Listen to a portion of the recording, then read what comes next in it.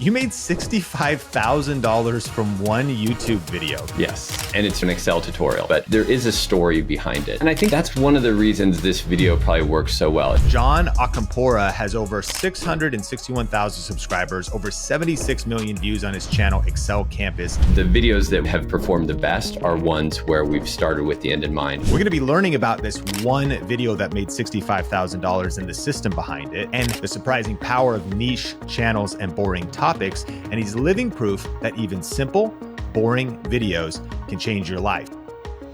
There's never been more opportunity to make money on YouTube, but the game is changing. And if you don't know the rules, you could miss your chance. In this episode, you're going to meet a creator who made $65,000 from one single YouTube video and went on to build a seven-figure business teaching what most people in the world would call a boring topic. But he didn't start there. He started like most of us, uploading videos that weren't perfect, wondering if anybody would watch, and struggling with the fear that his niche was too small to matter. Today, John Akampora has over 661,000 subscribers, over 76 million views on his channel, Excel Campus, and he's living proof that even simple, boring videos can change your life. And coming up in this conversation, we're going to be learning about this one video that made $65,000 and the system behind it, the surprising power of niche channels and boring topics, and how John has reinvented himself over the past 15 years on YouTube. So you can get some insights of what's next with AI, new tools, and evolving your own content strategy. This is a masterclass in turning simple videos into a real business. John, welcome to the podcast. Sean, thank you so much for having me. I'm excited to be here. So I want to start with this conversation. You made $65,000 from one YouTube video. Can you tell us that story? Sure. Yeah. So that is a video that's now been on YouTube for 10 years, believe it or not. So it's been a long stretch, but that's all AdSense revenue. And I think it now has over 15 million views, like you said. And starting out, I had no idea that this video was going to do well, or this well, I should say. It's actually a three-part series, which is kind of interesting. It's part one of a three-part series of videos. And it's on a topic that in my niche, Excel, is a popular topic, which is pivot tables. So the video is on pivot tables, which makes it broadly appealing to a lot of people.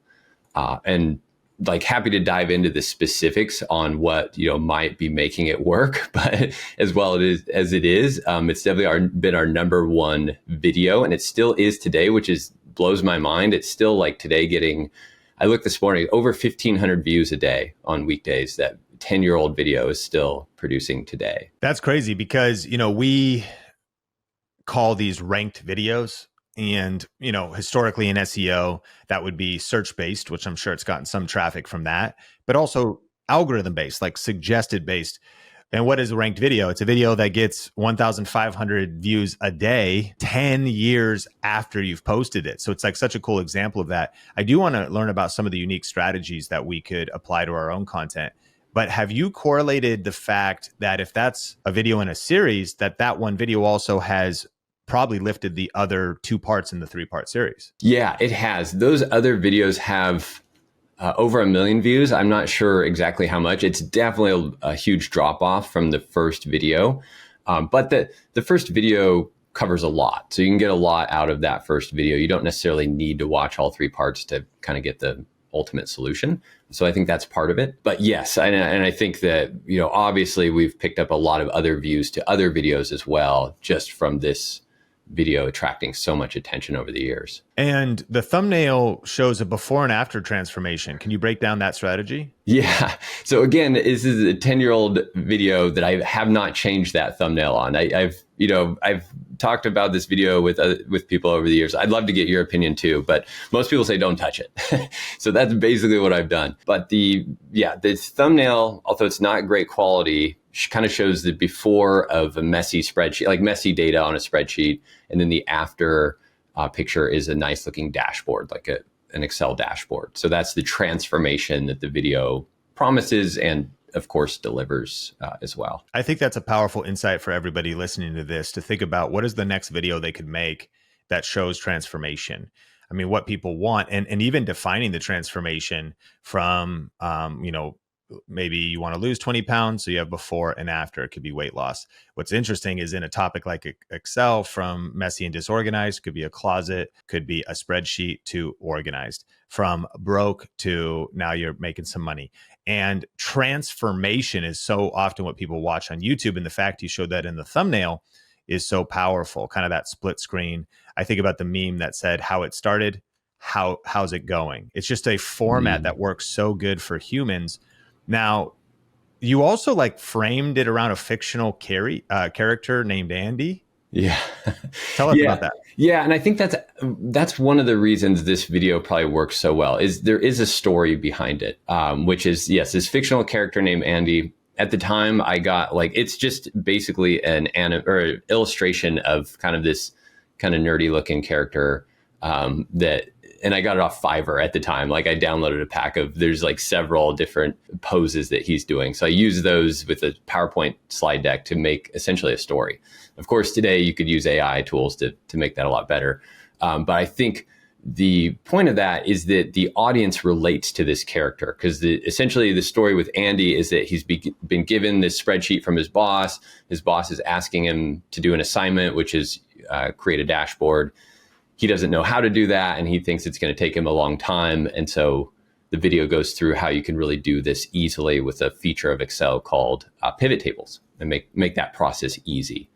So it doesn't have to be this complex thing where you're coding stuff. So I think that story really is what has helped this video take off. It's another fascinating principle on the power of storytelling more than just basic information. Because when I think about Excel, right, you all a lot of times just think about raw, basic tutorial. Have you done some of those? Yes. I would say most of, and this is a lesson I need to take for myself, most of my videos are that way, right? It's just kind of the how-to tutorials. But I have tried to mix story into it and different ways to make it a little more exciting.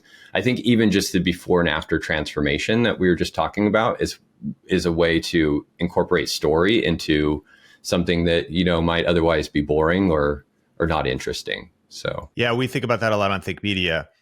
Before your video quality sucks, before your skin's yellow and you're like, how do I get my white balance right? Your lighting is not great. So the transformation can even happen in tutorial and how-to content.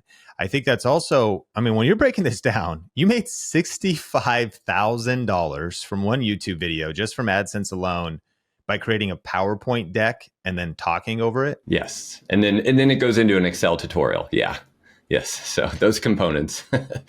And when you take us back to when you were first filming this, what was the technical requirements to essentially put this together? A screen recording app. I've used Camtasia for years. We still use that to record the screen.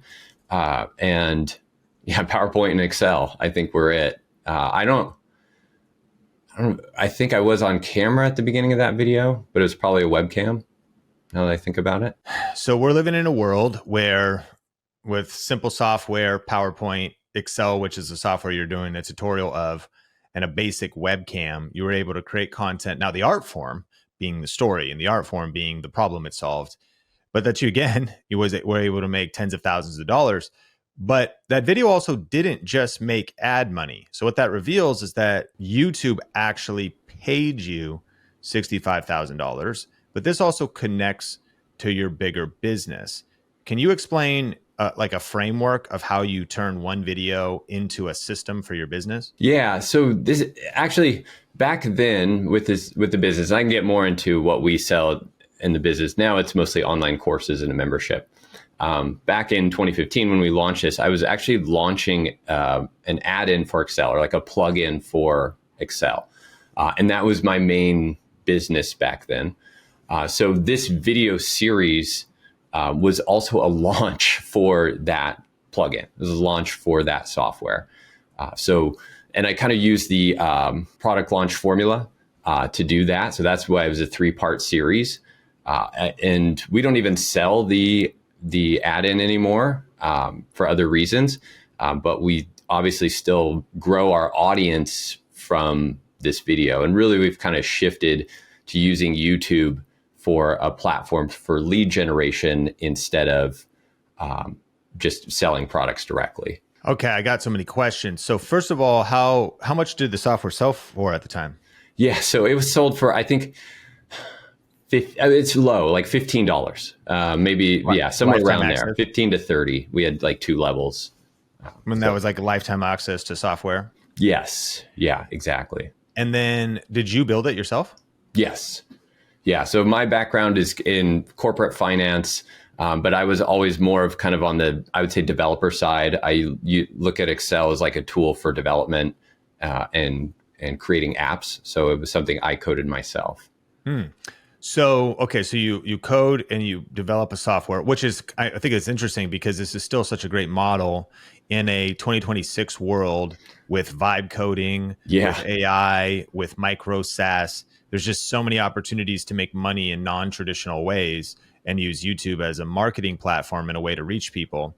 Also, a lot of our listeners have probably never heard of the product launch formula before. There's a good book. I've read that book and have followed Jeff Walker for a while, but can you define what that is? Yeah. So it's same thing back in I think that book came out in around 2015 and I read it. The book by Jeff Walker, Product Launch Formula, read it. It talks a lot about, from my memory, the marketing, like psychology around marketing and the different kind of pieces that you need to have in a launch to, of course, speak to the buyer and all those different kind of mental triggers with FOMO and the story and all those pieces that go into a launch. So yeah, I was really just reading that book, kind of applying it to a YouTube video and launching this product. And that really, I think, kind of launched my journey into this digital business of selling online courses and things like that as well. Yeah, I want to encourage listeners. Of course, we always have strong resources for you, recommended resources if you want to check them out. We'll link it up in the show notes. That is a great book. I think it's called Launch or Product Launch. And that explains that. But what you just took deeper there is this term marketing psychology. And at the beginning of the episode, we're talking about, there's never been a better time to make money on YouTube, but the game is changing. And I think it takes more strategy, more nuance, and a lot of creators, I would argue 99%, are kind of like living on the surface with the level of intentionality, craft. And so you didn't just lob out a video, but there was a purpose to it. There was a business back end to it. We have a system, and the first R is reverse engineer. And that's a good way to start.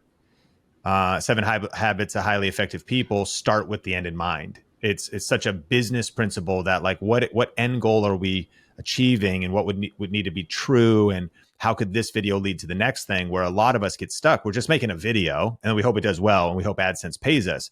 But like before, you had so many other things in place when this video came out as well. And then it also became, as you mentioned, sort of like a lead domino to the bigger business you built today. So things have shifted. What would you describe as like your business model and how that works with YouTube? Yeah. So now, and I love what you said about starting with the end in mind. Like, we could elaborate on that too. But in terms of the business model now, YouTube is our number one source of leads. So I started off doing both blogging and YouTube back in like 2009. But it really didn't get going until maybe 2015 or so. And for a long time, the blog was our biggest source of traffic. We got a lot of traffic from our blog, a lot of opt-ins to build our email list from the blog. But YouTube had always been a very close second. Since, in the last 3 years or so, our blog traffic has seen a huge decline for a lot of reasons, AI probably being the biggest one, but a lot of reasons there. But YouTube has stayed really strong. So we've still had a lot of leads. Like, essentially, we're getting the majority of our leads to opt into our email list from YouTube. And then we have what I'd consider probably like a digital, like a kind of standard digital marketing company with selling online courses, where we're using the email list to grow the email list to invite people to a masterclass or webinar, and then sell our training programs and products from that. I gotcha. And you were talking about, you could elaborate on start with the end in mind.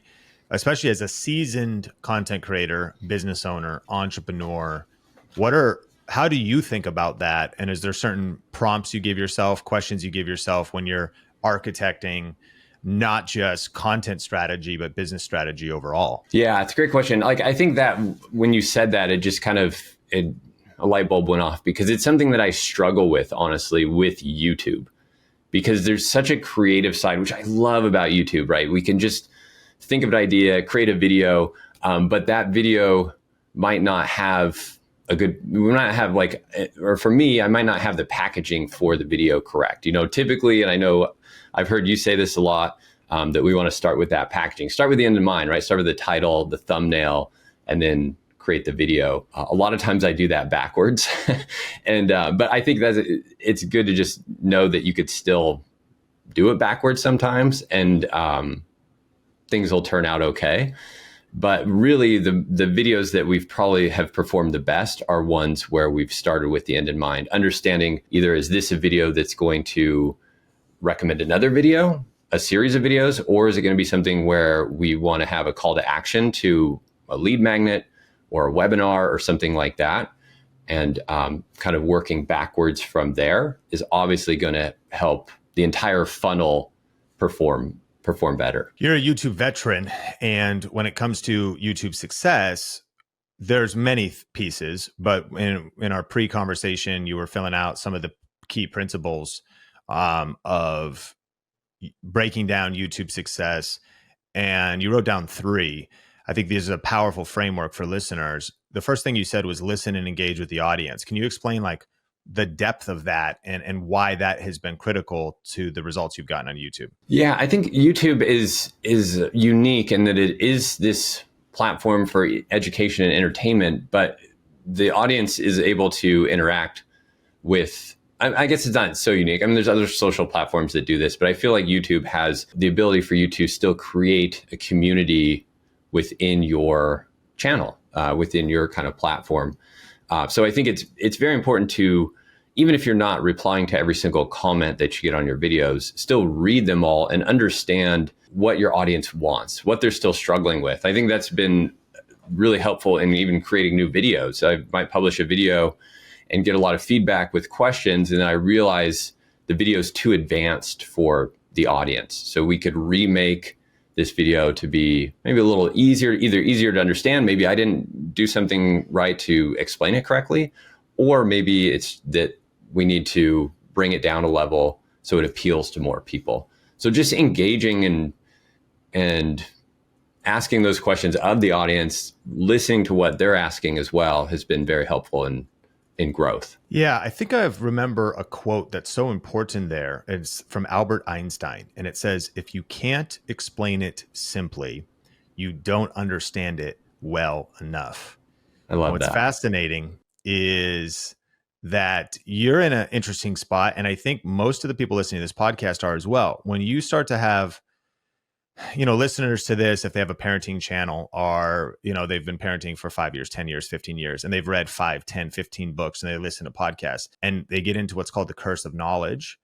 And they then just assume that maybe there's going to be an understanding of terms. They think that like what level they're speaking to, or if they're speaking to somebody else who could understand all that, they're explaining things not simply. They're explaining it in kind of a complex way, not by intention, just because it's sort of what naturally happens. Yeah.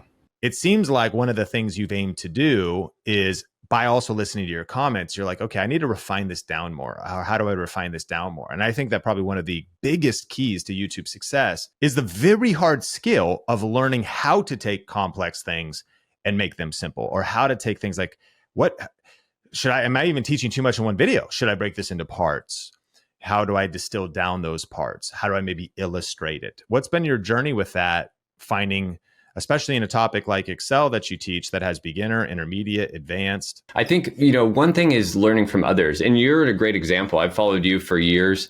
And I think, especially when I learned early on a lot about cameras from you and lighting, right? And these are all, and I'm a pretty techie person, so I could kind of pick it up, but you did a great job of breaking that down easily so everyone could understand a camera without having to know an f-stop and all these technical components of a camera. So I like to learn from others to see how they're explaining things and just try and figure out how I can do that easily, because I can get into some very advanced topics. I teach coding and I've taught coding, so that can get very advanced very quickly. And I might be in a unique spot where we have a tool, Excel, that like billions of people use across Google Sheets and Excel. And there's such a broad demographic of experience, right? You can code with this thing, you could do amazing complex stuff, or you might just be planning your next potluck, right? With it, or your next, baby shower, right? So trying to appeal to all of those different people is challenging, but you have to kind of figure out which are the people that we can help the most and which are the people that are in best alignment with the products and services that we sell. So it's that balance. But I think learning from others is kind of one way to do it. And then, of course, reading books and education on how to be a better communicator is something I'm always trying to do. Yeah, that's a juicy tip, because we get so focused on views, thumbnails, titles, and somewhat video editing, but content delivery itself, communication itself, growing as a skill of a communicator is a lifelong journey for the person that wants to take YouTube seriously. So you have kind of these three pillars. Of course, there's many more, but three big pillars of YouTube success. Number one, listen, engage with your audience. Number two, post consistently. Now, listeners are like, yeah, if I've heard, of course, be consistent on YouTube, but there's some nuance to that. Like, break down when that became clear to you, and maybe even like when did you first get 1,000 subscribers, first get your channel monetized, and did kind of switching your mindset into being consistent on YouTube have a role in that? As a content creator, you know that getting professional quality could be a huge hassle. You want your podcasts and videos to look and sound amazing, but you don't want to invest in a full-blown production studio to make it happen. That's why here at Think Media, we use Riverside. Riverside is a platform that lets you capture studio quality content from anywhere. I literally record in a home office right next to my 5-year-old's bedroom, and it looks and sounds like a pro studio because it records up to 4K video with uncompressed audio. And it's also super easy to record and collaborate with guests. They don't need to download any apps. They just tap the link in their browser and they're instantly ready to start recording. One of my favorite features is the separate audio and video tracks for each speaker. This is a lifesaver if your guest's dog barks or their kid runs in. You can just mute their audio track without messing up yours. And Riverside doesn't just stop at recording. It has easy video editing built in, and the editing workflow is flexible and fast. You can even edit by deleting words in the transcript, and videos update automatically. There's actually a really cool feature called Smooth Speech that can automatically remove filler words like and ah from your transcript and video with a single click. Plus, right after recording, you can generate captions and clips that are optimized for YouTube Shorts, TikToks, and Instagram Reels directly in the app. It's the ultimate all-in-one tool for content creation. So if you're a creator or business owner at any stage that wants professional quality without the headache, you've got to check out Riverside. We've got a special link and offer for you, and it's right there in the show notes. And personally, I've got to say, we've used a lot of different platforms in the past, but ever since switching to Riverside here at Think Media, everything changed. I'm absolutely in love with it. So just go to the link in the description or the podcast show notes to learn more and to start creating studio quality content today with Riverside. When did you first get 1,000 subscribers, first get your channel monetized, and did kind of switching your mindset into being consistent on YouTube have a role in that? Yeah, it did. I'm not exactly sure when the first 1,000 were, but it was probably close in that 2015 timeframe for sure. And I think the consistency part has been key. That's 10 years now. So consistency over that time has been challenging. Like, it's not, I don't post every single week. There was a period of time when I did that, but right now we don't. But we try and post at least twice a month on a long form. Short form, we are posting 3 to 4 videos per week. So that is more consistent. And I think that it probably depends a lot on your audience, but my audience definitely, I found, expects me to post, and they show up. There's certain people, I think with every YouTube channel, there's certain people that always comment first, right? Or comment on the first day. And there's some expectation there that they want content every week, which is amazing. So we try and do our best to live up to that. But I think that it really helps, obviously, with the algorithm to be posting, as frequently as you can. I don't want to say weekly, but as frequently as you can. That could be monthly as well, to just meet those expectations of your audience. And you mentioned vertical videos or short videos. What is your workflow for that? Are you just repurposing clips, or are you intentionally crafting vertical videos that you're recording? We are doing both, but mostly crafting new content for vertical, because it's to me, it's a bit of a different format in terms of consuming, especially an Excel video in 60 seconds. You can't go into the depth of explanation that you could on a longer form, but you can still show transformation. And that's one thing that I think the vertical videos do well. They're the vertical videos that do well, the shorts that do well, show some kind of transformation. It's like, here's our problem, even if it's an Excel spreadsheet, right? Here's the problem. Here's maybe the way that you always have done it, which is really slow. And here's a faster way. And that format works really well, and it's something that you can do in 60 seconds or 90 seconds or so, and show a transformation, and people love it. Yeah, and I'm looking at your channel. You've got 1.3 million views on a short, 593,000. You kind of have your face like a tutorial in a green circle, and then it also makes sense, like, I think, to make it look good, to have the formatting of which part of the screen share is best visible in vertical, some video editing that would take place there. But I think what's interesting is, I'm curious your thoughts on long form versus short form. There's a big debate on YouTube about it being harmful to your channel and messing with your subscribers. And it sounds like you're a big believer in YouTube Shorts. What has been your experience? It's a good question. I'm still not honestly sure if I'm hurting my channel or not. I haven't figured that out. Okay. And I don't know, like, have you? No, I have. I look at the net, and I look at the analytics in the last 30 days, and Shorts has gained subscribers, and it's gotten views, and it's net positive. Yeah. But I also look at the YouTube analytics that shows the crossover. And what I've learned is that you're kind of building two different audiences oftentimes. The crossover is a small percent. I've also had YouTube Shorts get as many as 22 million views, or maybe more, on my podcast channel, for example, 40 million on the main channel. And that'll lead to what I would call like almost inflated subscriber numbers, because then a short like that grows 5,000, 10,000, 25,000 subscribers, which pumps your numbers up, but doesn't necessarily translate to your long form views. I think my takeaway, it doesn't matter so long as you just realize that the critics don't matter. And here's what I mean. It's like, somebody might say, oh, why do you have 300,000 subscribers, I think, or 400 on our podcast channel, but your videos only get, it's like, well, one reason is because 30,000 subscribers gained from Shorts, like, aren't even really seeing those other videos you're posting. Yeah. But those vanity metrics, like, why do you care about, Roblox 22 who's commenting, on your video? And I always think about these comments like, bro, I see you in the comments section, but I never see you at the bank. And, who cares, you know? But I'm also aware, like, so I personally don't think it's algorithmic harm, but what I think is happening is it can sort of, you're getting kind of mixed data. And I also realize that it's a very small percentage of crossover, but it's still crossover. So you do get a million views on a short, and it's like only 1% or 5% watch both shorts and longs and discover you. Dude, what is 1% of a million? 10,000? Yeah. So 10,000 new humans have discovered, if you will, your main content. Like, I saw a short, and now I'm potentially a fan, a super fan, a true fan.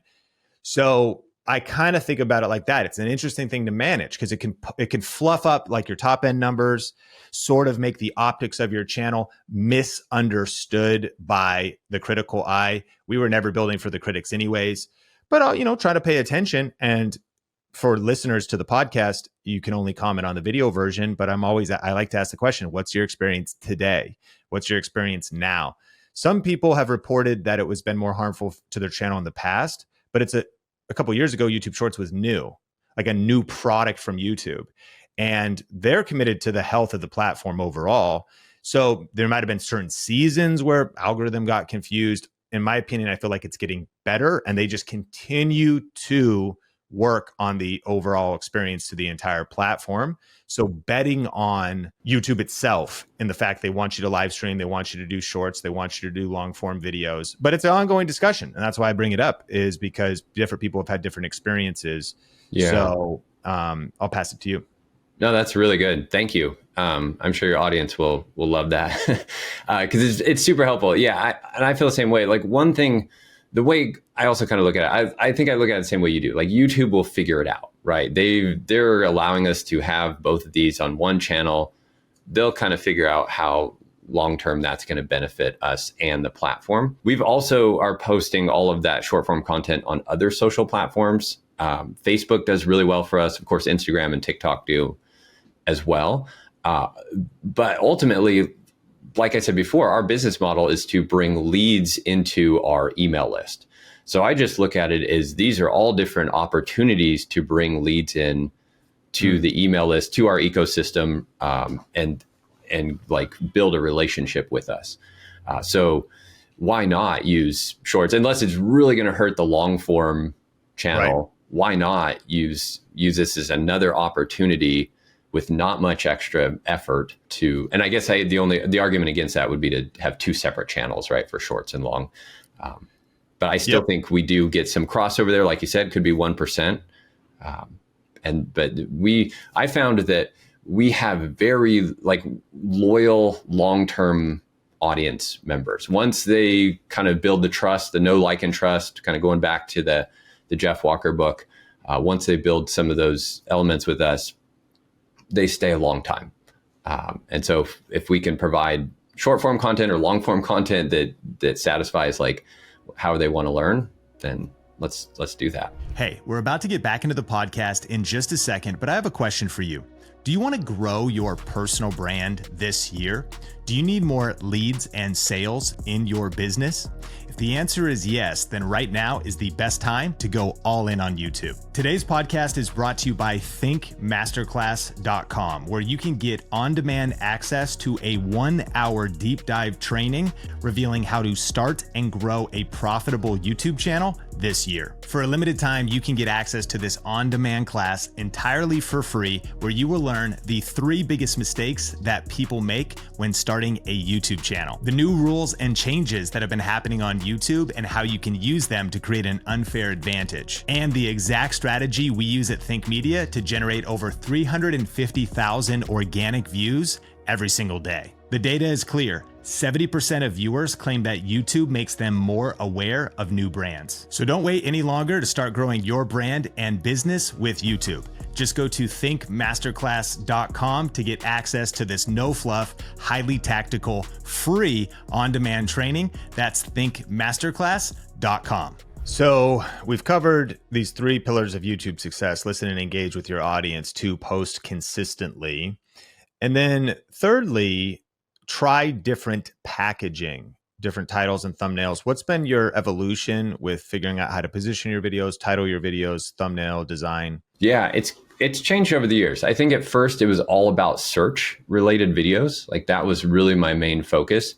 Coming from the blogging world and kind of the SEO world, I just looked at YouTube as another platform for search when I first started. In the last few years, several years, I've kind of changed that thinking to also create more browse type videos, right? That are appealing in that sense. And those definitely do better short term because there's a lot of emotion tied to a thumbnail and a title, and they drive a lot more views. There's a lot more curiosity based content there. So those tend to work short term. But from what I've seen, they typically plateau after a certain amount of time, where the search-based content tends to perform really well. Like besides the video we talked about at the beginning, that's mostly still, I think it's about 40% still browse, that video with 15 million views.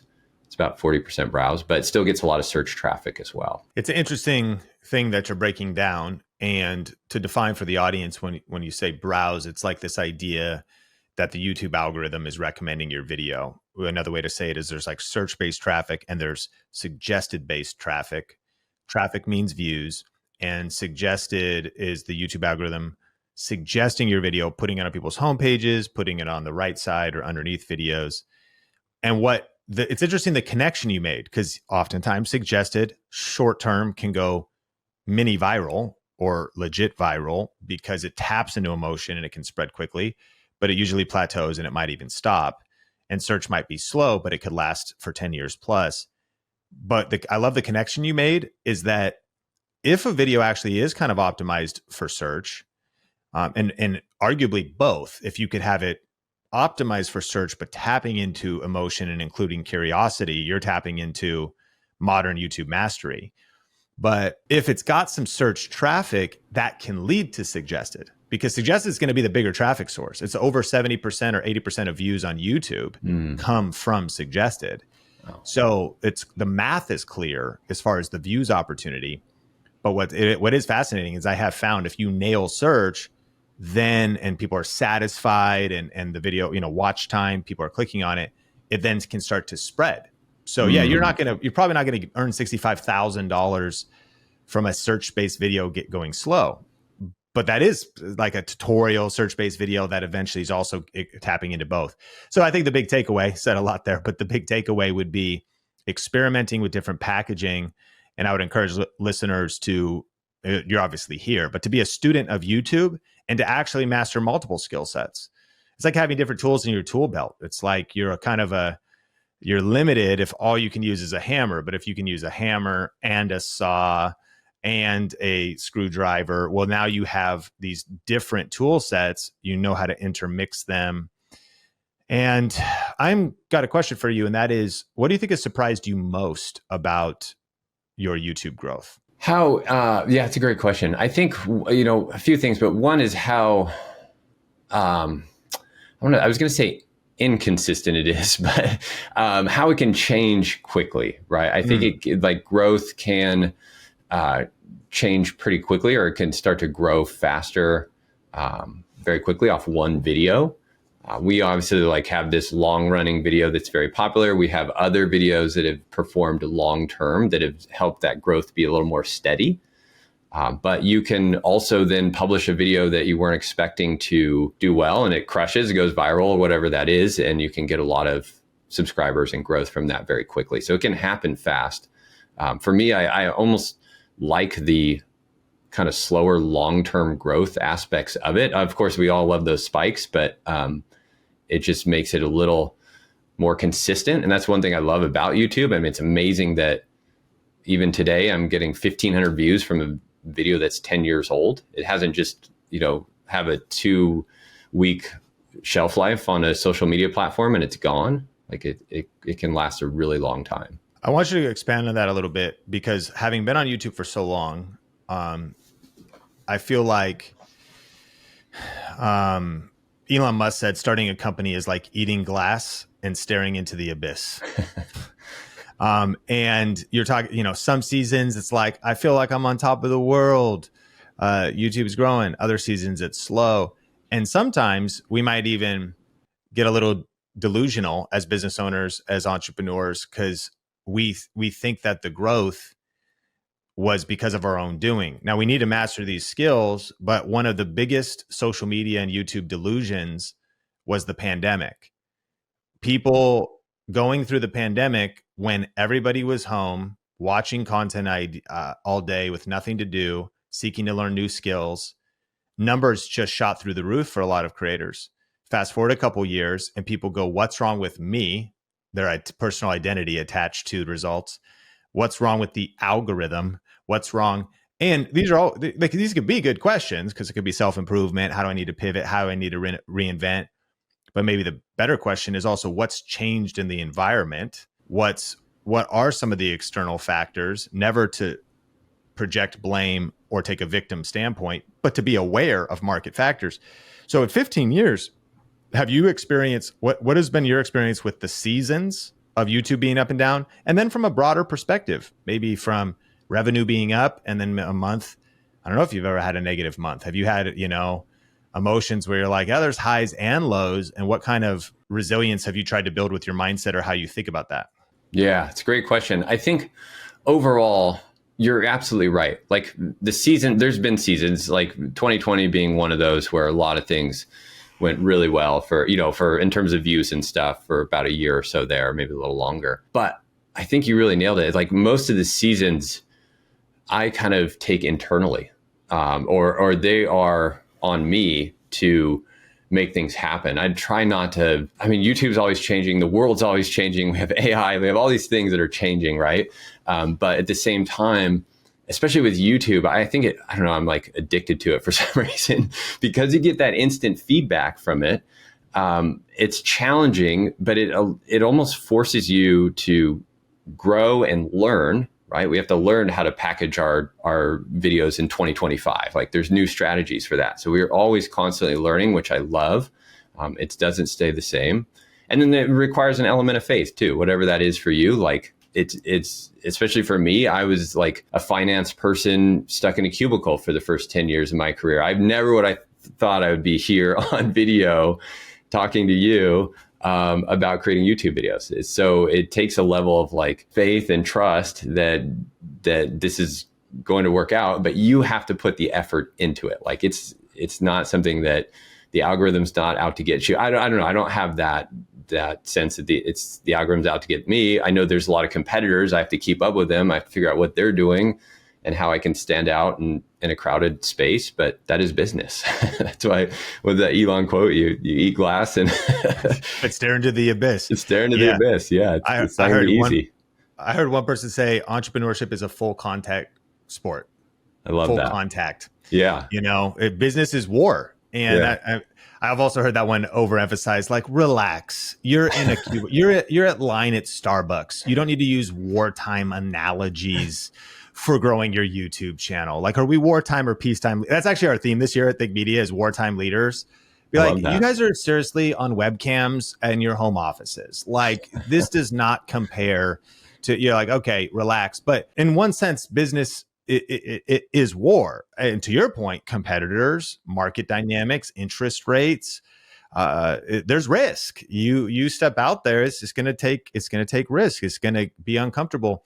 I am curious, what keeps you going? Like, what's like underneath for doing this for so many years, whether that's, family or your why or how you connect, continuing to put in the work and press through all those seasons when you feel like you're, eating glass and staring into the abyss and through the highs and lows? Yeah, well, a few things. Like one, I did start out in the corporate world. So that has its own set of challenges, right? And that's a whole nother topic, but it's also not great. At least it wasn't for me, right? So this has allowed me, this business and this kind of YouTube journey has allowed me a lifestyle that's been absolutely incredible. Like I'm extremely grateful every single day for the life I get to live because I do have 2 young kids and I get to spend a lot of time with them. I work from home, out of my home office. So I get to spend a lot of time with them, which is incredible. Get to coach soccer and baseball and all this stuff because I don't have to be at a 9-to-5 job or working weekends. I was working corporate finance. That's a 60-hour plus, kind of environment a week. So to be able to do this is like, and have the freedom that comes with it is incredible. Is it easy? No. Does it require work? 100%, and probably more so than I ever thought it would. But I also have to just remind myself how grateful I am to have this life that we get to live.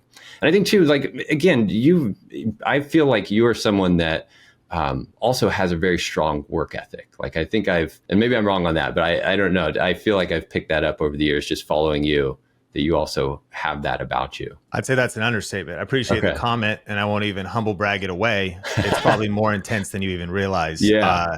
And it's kind of like, I grew up on 6 acres, farm life with a tractor, with a mower deck, mowing the fields, a riding lawn mower, mowing the front yard, a weed eater edging, and a push lawn mower for the little yard. I cut so much grass then started hustling and doing neighbors' lawns and entrepreneurship, and shoveling horse manure in horse stalls.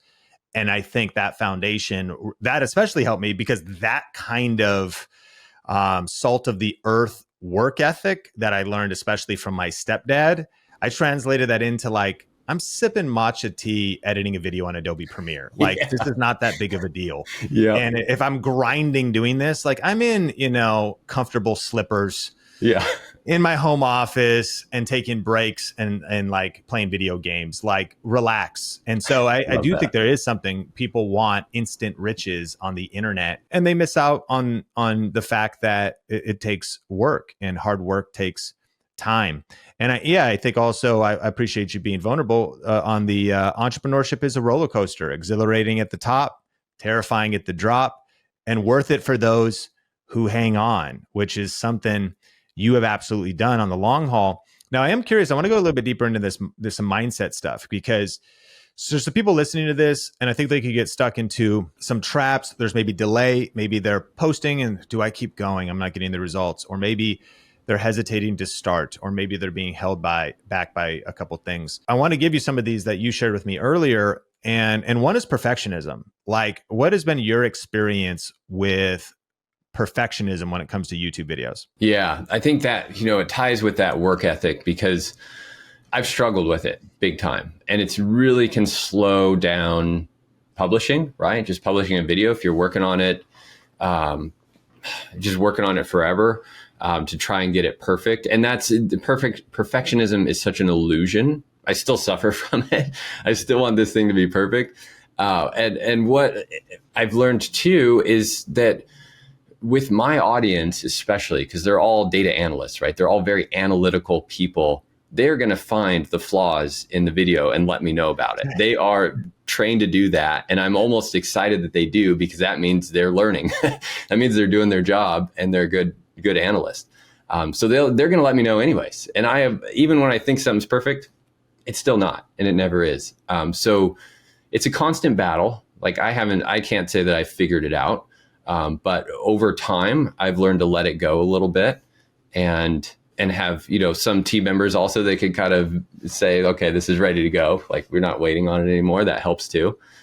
But it's a constant challenge. Yeah. I want to encourage listeners, you got to punch perfectionism in the face. You wrote down the only way to help people is to publish anyway. And in entrepreneurship, it's like we want to increase our failure rate. Like, the only way to grow is to fail faster. Like, winners have failed more times than losers have even tried. Like, you have more, because what's a failure? Well, it's reframe. It's actually an experiment. Like on YouTube, we do have the opportunity to post experiments. You didn't have a failed video. You had a video that gave you data and feedback you can learn from. Sometimes you win, sometimes you learn. It's also funny is that also, if you post, there's the fear that someone might post, expose your errors, your mistakes. You're putting yourself out there on the internet. They're pointing out your mistakes. I'll never forget, I did a review of an Asus computer monitor, and I purchased this monitor. I was going to upgrade my monitors. I figured, let me also review them. The opportunity to do affiliate marketing if anybody wanted to check the monitor out. And on the box, in my defense, their IPS is something that's is one of the distinctions of a monitor, especially if you want to use it for design or color accuracy. I'm supposed to be a tech expert. I'm a tech YouTuber. I'm supposed to know about technology. And IPS stands for image in-panel switching, so a technical term. But you know what it said on the box? The manufacturer on the box said, image perfecting screen. And so I quoted that. Oh, no. But I got shredded because the video did well. And people in the comments were like, oh, this guy thinks he's a smart YouTuber. Well, oh, image perfecting. That's not what IPS stands for. And, oh, no. And I've just had to learn that when you're creating content, you got to have thick skin. It's important to have a soft heart, but thick skin, not to let it get to you.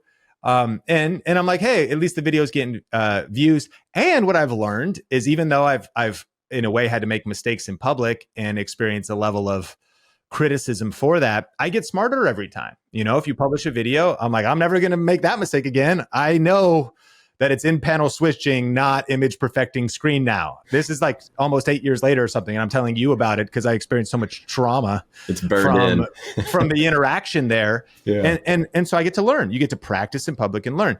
Now, I do want to encourage listeners, you need to take your craft seriously. You want to, if you put out horrible information, you might be deserving of criticism. Like, bro, this is so wrong. There's so many errors. Like if it's a majority of errors, like this is literally fake news. Like so of course you're wanting to be accurate, do your research, present your video well. But I hope listeners can overcome the fear that like, what if I say something wrong? Or what if I say a feature wrong?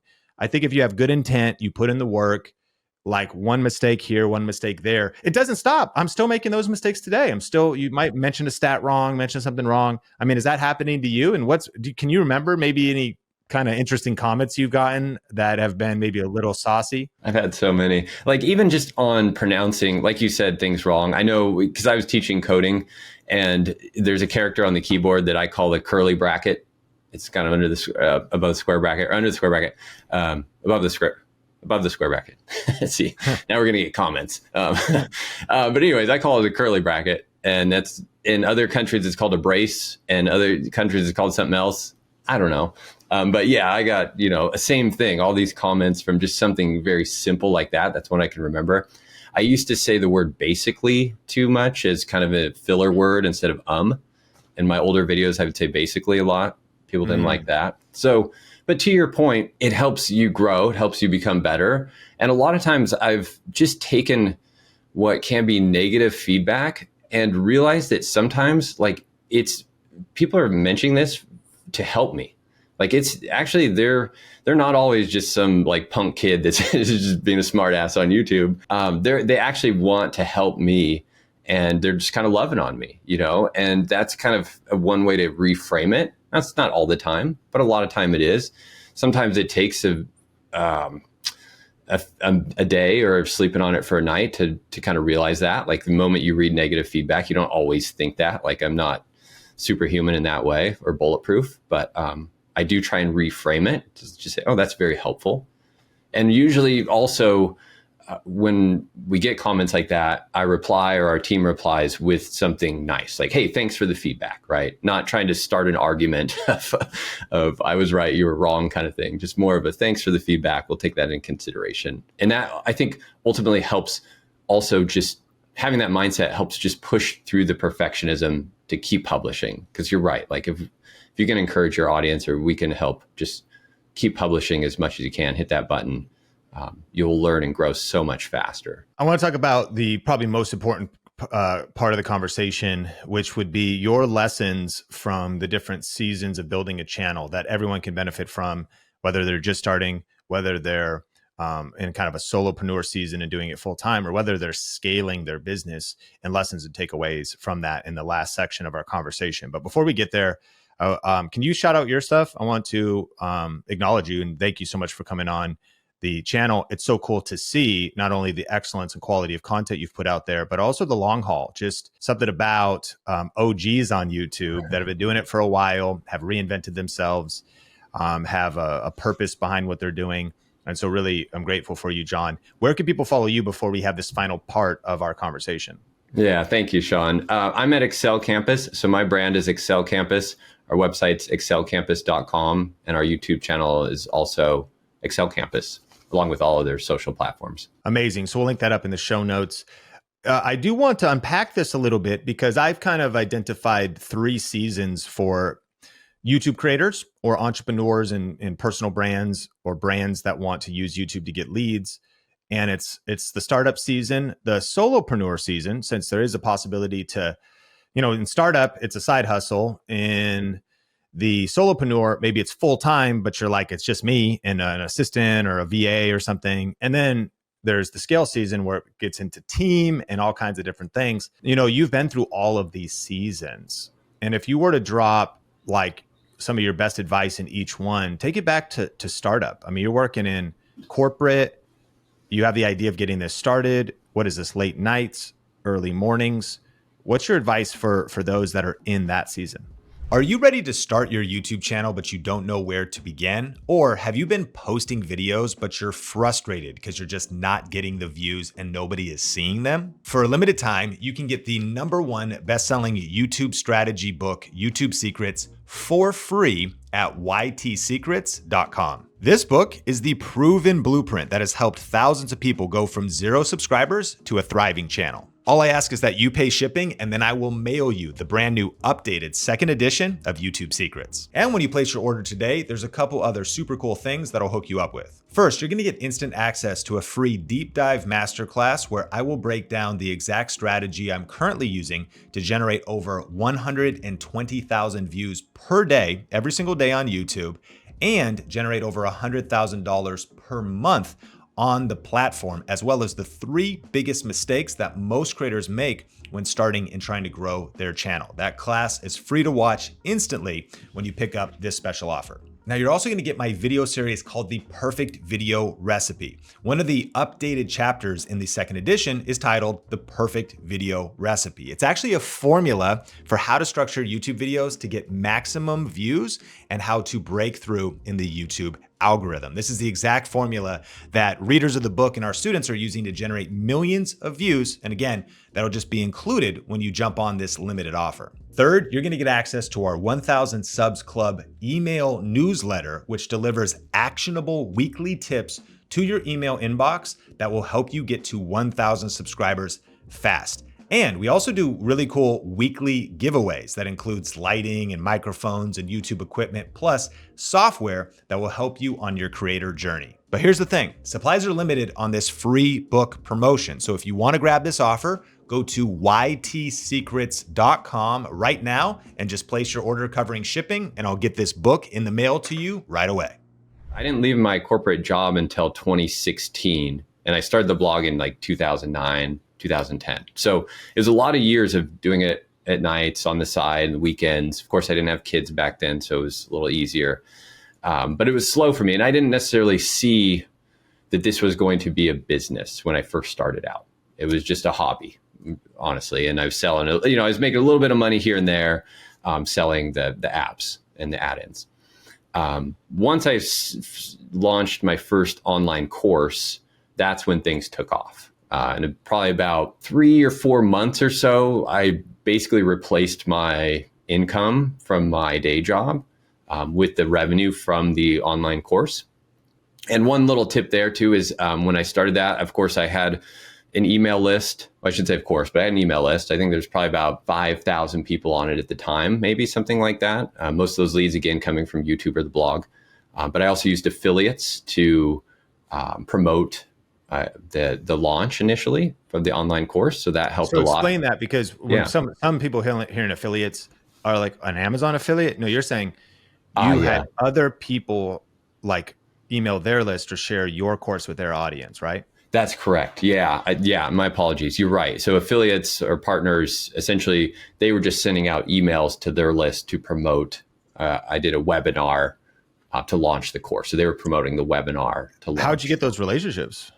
They were through really building relationships through other content creators from YouTube. And then I'm part of a program through Microsoft called the MVP program, where it's an award program, but essentially it's a group for creators in this space, just for Excel. So I get to meet a lot of the other creators and build relationships that way. Really interesting point, because I think we could get so myopic on just YouTube, but many things are happening at the time. Blog, which is less of an opportunity today. Yeah. But you're building a list. You've got partnerships also sending for you. You do a webinar, you make a course, and that's the big pivot point to being able to leave your corporate job and do this full time. Yeah, that's right. So just being able to build that email list, however you do it, whether it's through partners, affiliates, or ads. We haven't done a ton with ads, but over the years, but building that email list was key. Were you by yourself during this moment though? Still like putting your course together, making your videos, like no help, nobody else hired? Yeah, that's correct. I don't remember when my first hire was in 2017. Yeah, 2017. What was your first hire? A customer support. Okay. Yeah, that was my biggest pain point at the time. It's especially with, having our list grew pretty quickly. Once you have, we probably had 20,000 or something on the list, and then just emails coming in. That was a pain point. Okay. Where'd you find the customer support person? That was, she's still with us, actually. She's based in the Philippines. That was, in fact, I read the book, Virtual Freedom from, I know he was just on your, oh gosh, he was Chris just Ducker. on, yes, thank you. Just on your podcast. Yeah. Back then and hired someone, in the Philippines, and she's been amazing. Yeah. I'll link that one up in the show notes as well, because as you think about these different seasons, Think Media podcast listeners are some of the brightest individuals on the planet. You identify the season and you want to identify the pain point you have in that season, which could be, man, how do I get my first hire? What would I need to know? Who would I need to know to figure out how to get my first hire? Chris Ducker is a legend when it comes to that. His book, Virtual Freedom, is a great resource if that's the season you find yourself in. And I'll link that up in the show notes. Plus, that episode was was really powerful. It's doing very well about some of the changes in personal branding. So I'll link that up in the show notes. I still want to recap through these seasons really quick to give some juicy takeaways as we land. Startup, though, nights, weekends, it's a hobby. You have a main job. How do you keep the fire going? And it's growing slow. Yeah. A lot of people can relate to that. Man, is this worth it? Like, when's the breakthrough? I could, instead of taking Saturday to plan a video and edit it and upload it and shoot it, I could maybe actually take care of myself a little bit and do something else instead. I already have a full-time job. Everybody else is going to barbecues and watching Netflix, and I'm doing this side hustle stuff. What was your mindset in the side hustle season? Yeah, I think part of it is the passion for the craft. And it sounds weird because I'm teaching Excel and spreadsheets, right?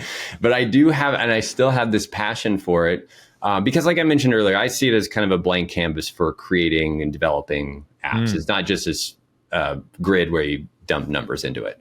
So it's more than that for me, but I do have a passion for it, and maybe a little bit of a gift, or maybe a lot of bit of a gift. I don't know. So I think that fueled it a lot. And I still will wake up with an idea of how to solve some problem or create some crazy solution in a spreadsheet. And I get really excited about sharing that. So that's partly competitive. It's partly an ego thing, right? Just sharing this. I'm the one that came up with it kind of thing, right? So I have to understand that's part of it. But that I think fueled me for a long time and continues to do so. So people listening to this that might not be into spreadsheets or might hate them might think, well, I don't understand that. But everyone has their own passion for their craft. And I think when you can mix those two, it makes life a lot easier. I'm not trying to force myself to work on spreadsheets every day so I can get better at it so I can teach people. It's actually a passion. I think what you're saying could really be an epiphany for some individuals, and maybe an invitation to pivot what you're doing, because entrepreneurship isn't about chasing money. It's about loving the game so much you'd play it for free. And I agree with you. I think the side hustle only works if it's not just on the side of your schedule, but at the center of your passion. When you love the grind loves you back. And money comes and goes, but love of the game keeps you in the arena. And so I love that one. And then how about the solopreneur season? That might sound easier to individuals because it as soon as you break through, first online course, replace your income, that's what a lot of people, it's what we want. We're I would imagine when I hit that season, then it's easy from there. But as Notorious B.I.G. said, mo money, mo problems. And so then it's what is maybe the mindset or a lesson you've learned for that season where you're trying to now run a business, but now it's momentum has bringing its own challenges and pressure? Yeah, it does. I learned a lot about myself during that season because like I said, I hired someone, eventually hired another person, a few more people, and all of a sudden I have this team. And honestly, I'm still trying to figure out if I'm built to be a business owner or a manager, right? It's a constant battle for me. So I think that's a big piece of it, right? All of a sudden you have this revenue, you need to support it. And that can be a challenge on its own. At the same time, there's still a lot of benefit to that, but it does mean you now have to manage your time. You have to manage team for a portion of the day when maybe you'd rather be shooting a YouTube video or working on it or something like that. So there is this constant balance that I'm still find myself in. I might like still think like or view myself as in that solopreneur phase still. But I think, well, go ahead. No, go on. Okay. So I think though that one realization I've had is that that's okay. Like for me, I admire, and I know you have a bigger team and a big business. I really admire what others can do. But I've also, in the last few years, especially, I've really kind of looked at life and says like, what do I really want? And what's going to make me the most happy? Is it going to be having a big team of people and managing that and figuring all that out? Or is it doing what I love to do, which is creating YouTube videos and courses and helping other people too? So just kind of being okay with whatever that is, for me has been really important. It's taken a lot of stress off. This is like the wisdom section of the podcast, because I love it. Thinking about what is it you're building and not needing to compare yourself to somebody else or try to build what somebody else is building, but minding your own business. What is your business, your vision? And I love the questions you're asking: family, purpose, time, margin. I appreciate your kind words. I don't think doing what I'm doing at Think Media is the model for most, but it actually is something I love. I think my favorite part about what I'm doing is leadership, our team, me asking the question of how do we build a world-class culture and a safe place that people love to come to work at, where they can do work that makes a difference with people they would want to do life with anyways, and to build that environment and to see if it works. They do say, stay small, keep it all. And that sometimes scaling a business, even into multiple millions of dollars, which might sound mystifying to listeners. Ryan Dice is talking a lot about this right now in Scalable. You start getting into the between $5 to $10 million range. And now like you don't make money anymore. Yeah. How does that work? People are like, what do you mean? It's like, you're doing like almost $10 million a year. And you're like, yeah, but margins can compress, or now you're offering healthcare. And so self-awareness is a superpower, or being just intentional in what it is you want to build and how you want to build it.